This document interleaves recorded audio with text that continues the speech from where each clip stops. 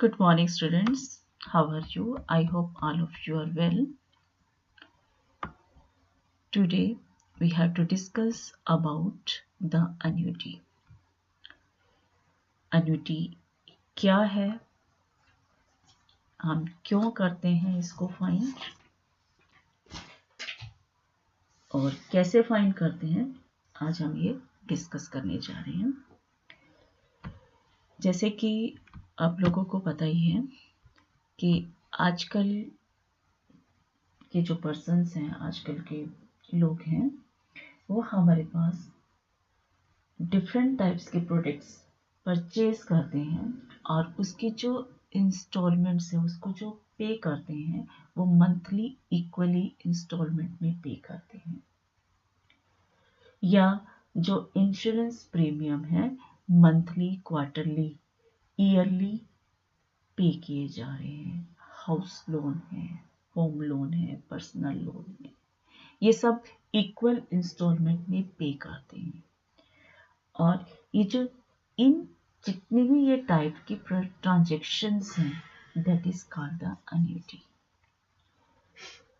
और अन्यूटी जो वर्ड है, that is derived from the word annually, यानी कि ईयरली, लेकिन आजकल इसको हम मंथली, क्वार्टरली, हाफ ईयरली पे कर रहे हैं। और ये जो अमाउंट हम कैलकुलेट करते हैं इन इंस्टॉलमेंट्स पर, that is based on the compound interest। अच्छा, इसकी फॉर्मल डेफिनेशन है, an annuity is a sequence of equal payments made at the equal intervals of time। कुछ टर्म्स ऐसे रिलेट करती हैं। The first term is periodic payment। The size of each payment of annuity is called the periodic payment। For example, a payment of rupees 2875 is made at the 10th of every month. Then rupees 2875 is the periodic payment. And every month, that means the periodic time is here 1 month. And what is periodic time? The time gap between the two successive payment of dates of annuity is the payment period. And in this example, the payment period is 1 month. And now we have the term, the time from beginning of first payment period to the end of last payment period is the term of an annuity. For example, a payment of rupees 5,000 is made towards the insurance premium on 28th November every year from 1998 to 2015. It means the annuity of the term is 18 years. Amount or future value of an annuity is the sum of all payments made and the compound interest earned on these payments at the end of the term. Present value or the capital value.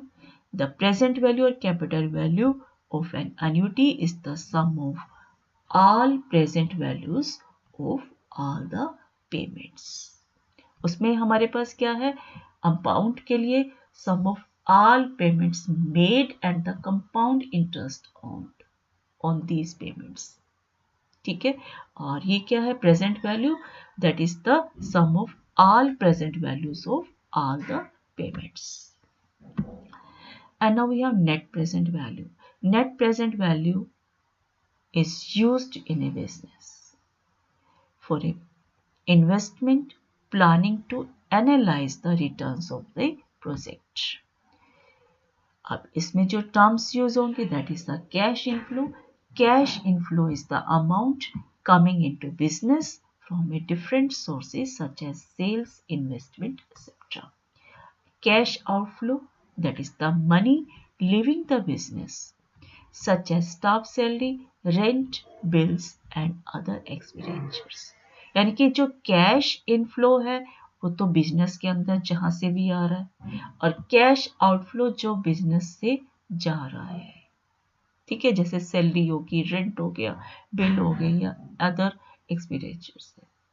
और healthy business कब होता है? जब हमारे पास cash inflow cash outflow से greater हो।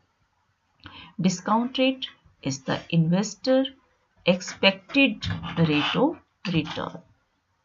Net present value, that is the sum of all present values of all cash inflows minus sum of present values of all cash outflows. यानी कि जितनी हमारी इनकम हुई, जो कैश इनफ्लो है और कैश आउटफ्लो, उन दोनों का difference is the net present value. Now we have the types of annuity. There are two types of annuity: on the basis of payment term or on the basis of time of payment. The first one is the basis of payment term. First one is the annuity certain. Annuity certain is the annuity whose term begins and ends at the certain fixed date.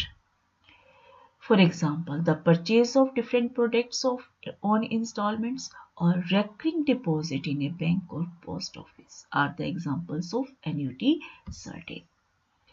Contingent annuity. It is the annuity whose payment continue for an uncertain period of time, depending on the occurrence of the event, the date of which cannot be accurately told in advance.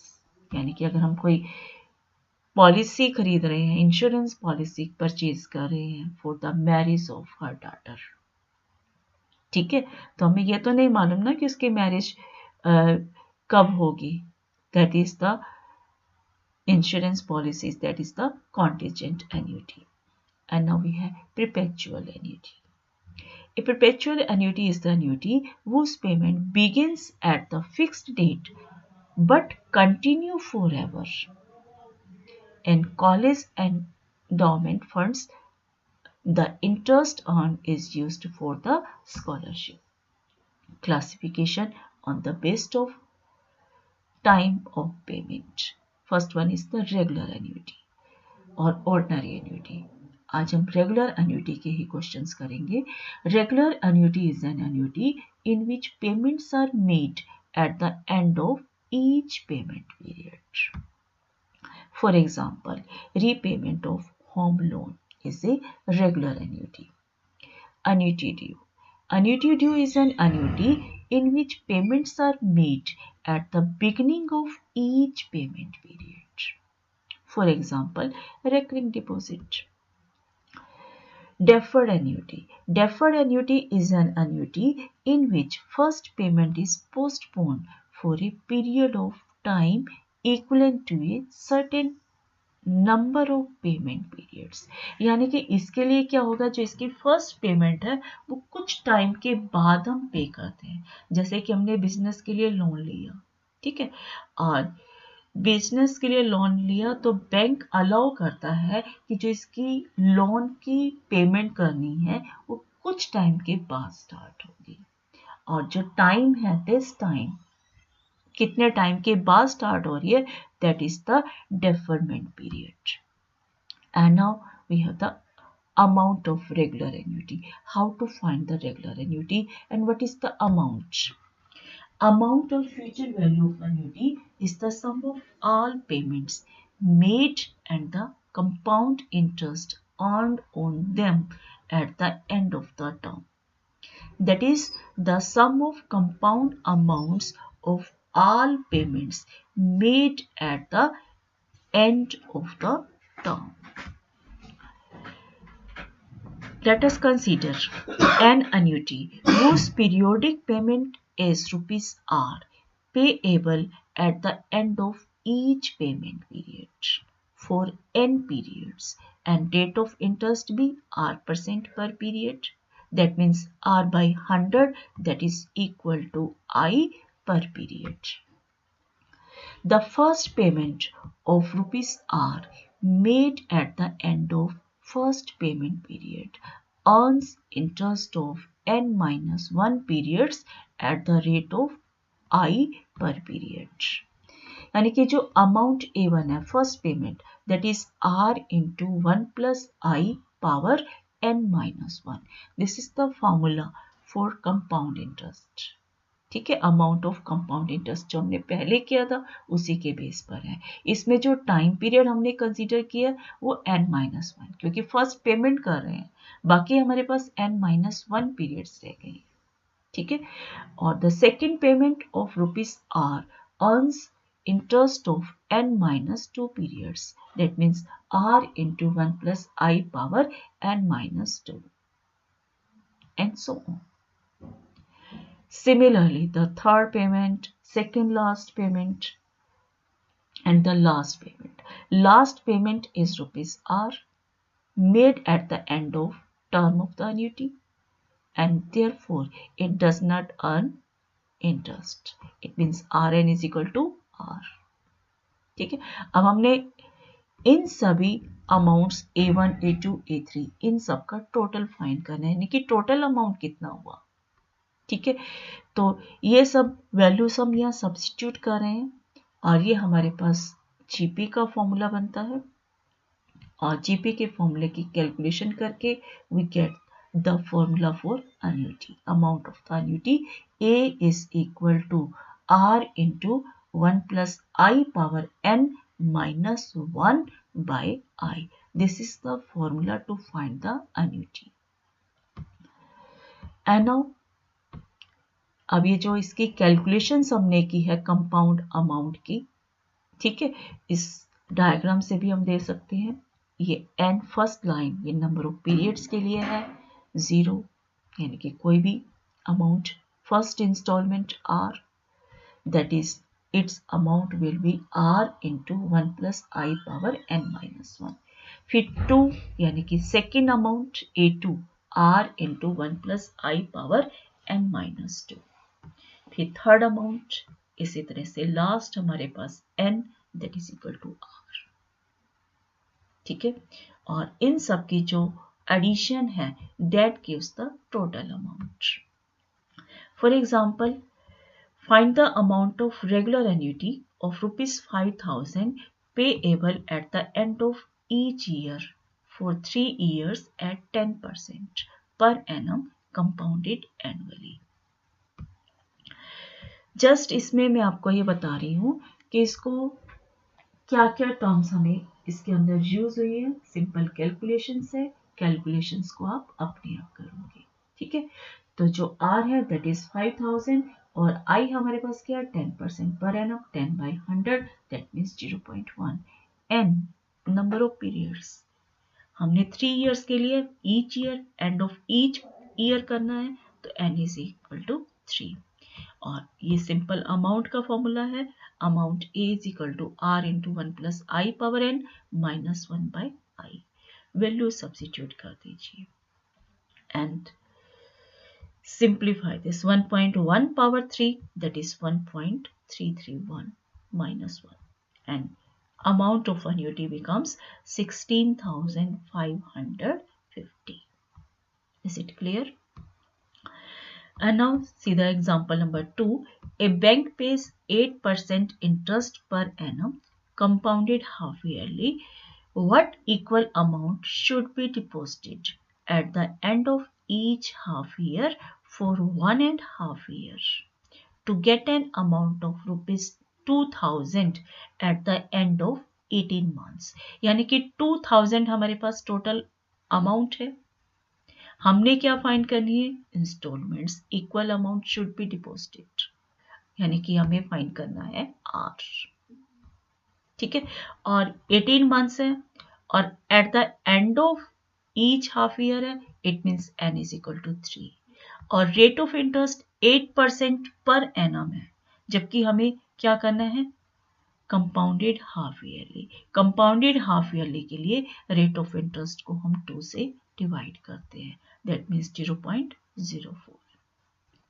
It means amount 2000 R find करना है और I 0.04 substitute कर दीजिए और simplify this. ये जो 0.04 है that is multiplied with 2000 और ये हमारे पास बन गया 1.04 पावर 3 अगर हम चाहें तो सिंपल कैलकुलेशन डेसिमल को पॉइंट्स में 100 में कन्वर्ट करके सिंप्लीफाई कर सकते हैं, और अगर हम चाहें तो लॉग से कर सकते हैं। लॉग से करते हैं तो इजी रह जाता है, कैलकुलेशंस ज़्यादा नहीं करनी पड़ती, लॉग टेबल की हेल्प ले लेते हैं।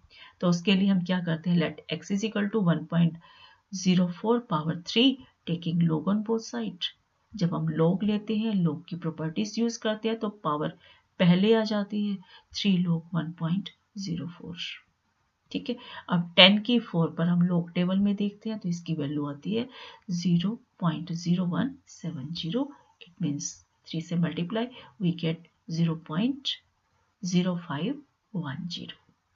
फिर हम इसका एंटी लॉग देखते हैं, एंटी लॉग यानी कि 0.05 का 1 के कॉलम में, मीन डिफरेंस 0 है, it's value is 1.125।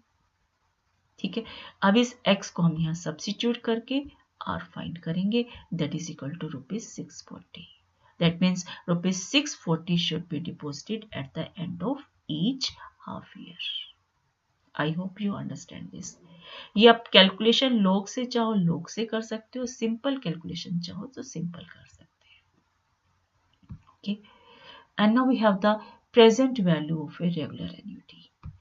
Present value of or a capital value of annuity is the sum of present values of all the payments. Let us consider an annuity whose periodic payment is ₹r payable at the end of each payment period for n periods, interest being r% per period. R% per period means r by 100, that is equal to I per period.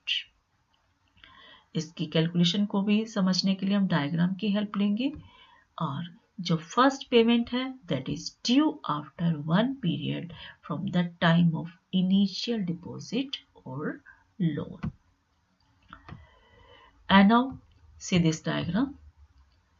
उसके लिए हमें right side पे start किया था और amount के लिए, और इसके लिए हमें लेफ्ट साइड पे स्टार्ट करेंगे प्रेजेंट वैल्यू के लिए। प्रेजेंट वैल्यू के लिए 1 के लिए फर्स्ट इंस्टॉलमेंट जो होगी हमारे पास r by 1 plus I, second के लिए r upon 1 plus I power 2। Same इसी तरह से लास्ट n के लिए we get r upon 1 plus I power n। Okay, and now we have to add these values, first installment, second, third and last one, and that is again a geometric series with first term r upon 1 plus iota 1 plus I and common ratio 1 upon 1 plus I। ठीक है, हमने sum of GP वाला formula use किया, we get this present value P is equal to r into 1 minus 1 plus I power minus n divided by I. This is the formula to find the present value of a regular annuity. And now find the present value of a regular annuity of ₹1000 payable for 3 years at 12% per annum compounded annually. Simple question है ये, यानी कि इसमें जो R given है that is 1000 है, present value find करनी है क्योंकि 1000 तो हमारे पास इंस्टॉलमेंट है, और I rate of interest 12%, 12 by 100, और नंबर ऑफ पीरियड्स हमारे पास 3 है क्योंकि ये कंपाउंडेड एनुअली है। एनुअली के लिए तो नंबर ऑफ ईयर्स कंसीडर करते हैं, अगर ये हाफ ईयरली होता तो उसके लिए हम जो नंबर ऑफ ईयर्स है उसको हम 2 से मल्टीप्लाई करते। सिंपल इसमें वैल्यू सब्स्टिट्यूट कर दीजिए, P is equal to 1000 1 minus 1 plus 0.12 power minus 3 divided by 0.12। ठीक है, अब इसमें जो ये कैलकुलेशन है 1.12 पावर माइनस 3, ठीक है, इसकी कैलकुलेशन आपको बता रही हूँ लॉग से कैसे करते हैं। तो सबसे पहले आप लॉग लोगे, लॉग के अकॉर्डिंगली जो -3 है आप इसको आउटसाइड लिखोगे प्रॉपर्टी के accordingly, that means -3 log of 1.12। अब log ऑफ 1.12 यानी कि 11 के टेबल में 11 में 2 के कॉलम पर देखोगे यू विल गेट 0.0492। ठीक है, इसकी कैलकुलेशन आप लॉग टेबल देख कर कीजिए। ठीक है, लॉग टेबल को खोलिए, उसके अंदर इसकी वैल्यू चेक कीजिए, you will gate 0492। You have two multiplied by -3, that means -0.1472। क्योंकि जब हम एंटी लॉग या लॉग देखते हैं ये हमारे पास पॉजिटिव होने चाहिए। ये पॉजिटिव नहीं है तो हम क्या करते हैं, इसमें ऐड और सब्ट्रैक्ट 1 करते हैं। 1 में से इसको माइनस करोगे यू विल गेट 0.8524, और क्योंकि हमने 1 ऐड किया था और 1 सब्ट्रैक्ट किया था, 1 ऐड करके तो इसकी वैल्यू बन गई 0.8524, और जो 1 सब्ट्रैक्ट किया था इट बिकम्स 1 बार। ठीक है, 1 बार है।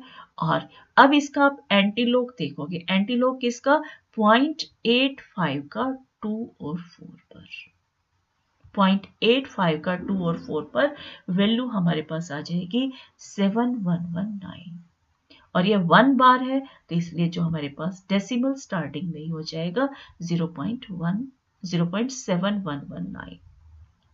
अगर यहाँ 2 बार होता तो डेसिमल से पहले एक जीरो और आ जाती। ठीक है, अब इसकी वैल्यू को आप इसमें सब्स्टिट्यूट कर दीजिए, फर्स्ट इक्वेशन में जो p था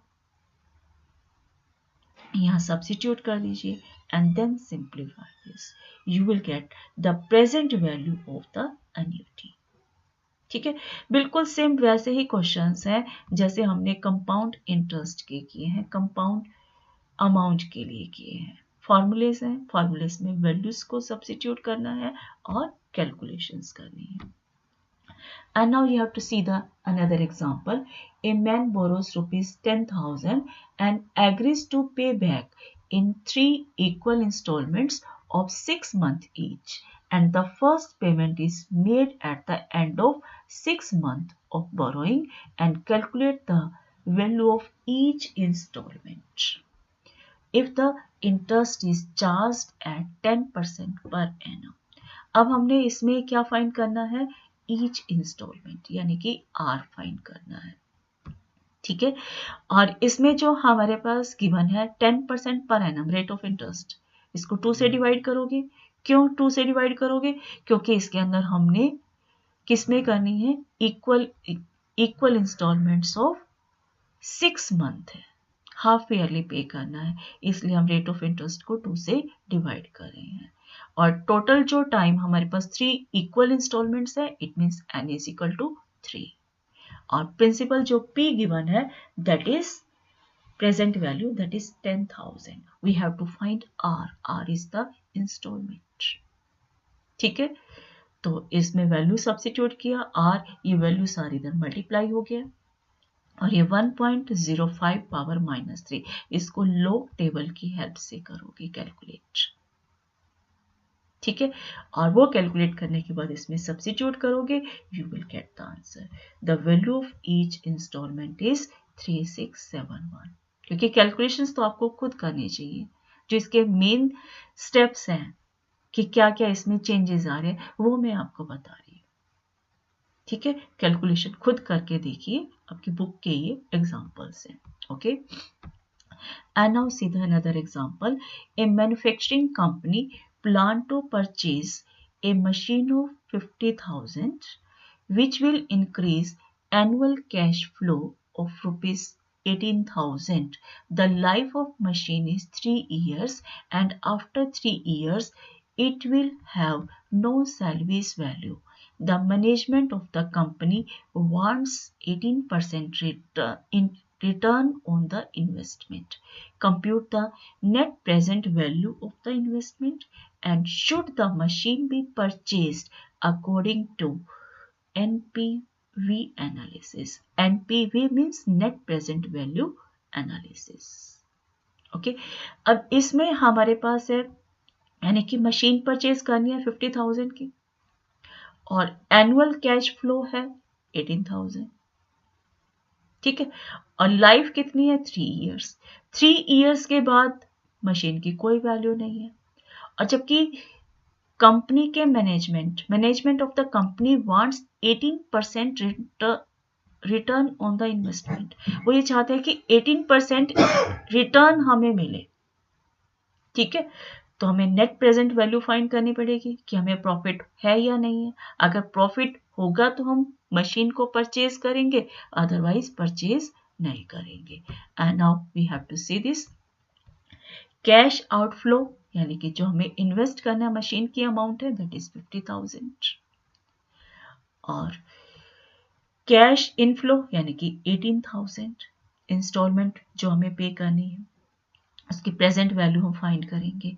एन 3 है, आई 18/100। ठीक है, ये हमने present value of cash inflow find किया। The present value of cash inflow after calculation that is 39,150। ठीक है, that is the cash inflow. और जो नेट प्रेजेंट वैल्यू है, that is the present value of cash inflow minus present value of cash outflow. तो cash inflow 13,150 और cash inflow that is 50,000, that is minus 10,850। यानी कि जो net present value है that is in negative, यानी कि हमें 10,850 रुपीज का लॉस हो रहा है। जब हमें ये लॉस होगा तो हम परचेज ही क्यों करेंगे? The manufacturing company should not purchase the machine because the net present value is negative. Is it clear? Yes, next example is a project requires an initial investment of rupees 2,50,000 and is expected to generate the following net cash inflows. 1 year rupees 98,000, in second year rupees 1,20,000 and in third year rupees 1,50,000. Compute the net present value of the investment if the discount is 12%. यानी कि ये जो हमारे पास है 2,50,000, ये हमारी initial investment है। ठीक है, और दैट इज द, और जो कैश इनफ्लो है हमारे पास 1 ईयर के लिए, अब हमारे पास 1 ईयर 2 ईयर 3 ईयर्स तीनों के लिए डिफरेंट गिवन है। ओके, अब इसको कैसे कैलकुलेट करना है? कैश आउटफ्लो है 2,50,000, 1 ईयर के लिए कैश इनफ्लो 98,000, सेकेंड के लिए 1,20,000 और थर्ड के लिए 1,50,000। तो हम तीनों का हम अलग अलग फाइंड करेंगे। तो present value of cash inflow for first year के लिए 98,000 डिवाइडेड बाय 1.12। वही सेम फॉर्मूले में हमने सब्स्टिट्यूट किया, यू विल गेट 87,500। और cash inflow, present value of cash inflow for the second year, यहाँ पे हमने अमाउंट जो दैट इज 1,20,000 इसको फाइंड किया। यू विल गेट एक्स की वैल्यू लॉग टेबल की हेल्प से किया है। और जो कैश इनफ्लो आ रहा है सेकेंड ईयर के लिए दैट इज 95,676। सेम इसी तरह से हमने थर्ड ईयर के लिए 1,50,000 का यूज किया। ठीक है, और जो present value of cash inflow after 3 years that is 1,06,785। ठीक है, और जो present sum of all the present values of cash inflow, ठीक है, इन सब का हमने सम किया, जो हमारी अमाउंट आई थी that is 28,996। That is the cash inflow. और net present value that is the sum of cash inflow minus present value of cash outflow. Cash outflow is 2,50,000 and cash inflow is 2,89,961. That means the net present value is 39,961. ठीक है, अब इस case में हमें क्या हुआ है, profit हुआ है. ठीक है, is it clear to everyone? Is there any doubt? Then you can contact to me. Okay, आज के लिए होमवर्क है आपका एक्सरसाइज 14.3. 14 चैप्टर चल रहा है ना, तो 14.3 वर्कशीट आपको करनी है. ओके, और थोड़ा सा एक दोबारा से आपको डायग्राम के थ्रू बता देती हूँ. प्रेजेंट वैल्यू और अमाउंट के लिए प्रेजेंट वैल्यू में लेफ्ट साइड से स्टार्ट करना है 1 के लिए. यहाँ पर पावर्स ऐड नहीं है क्योंकि r upon 1/100 1 plus I. Second के लिए r upon 1 plus I whole square and last के लिए r upon 1 plus I power n. और अमाउंट डायग्राम के अंदर n के लिए तो r है, n माइनस 1 के लिए r इंटू 1 प्लस आई है. ठीक है, और फर्स्ट इंस्टॉलमेंट जो होती है हमारे पास अमाउंट के लिए that is r into 1 plus I power n minus 1. ठीक है, अमाउंट डायग्राम राइट पे बनाना है और प्रेजेंट वैल्यू डायग्राम लेफ्ट पर बनाना है.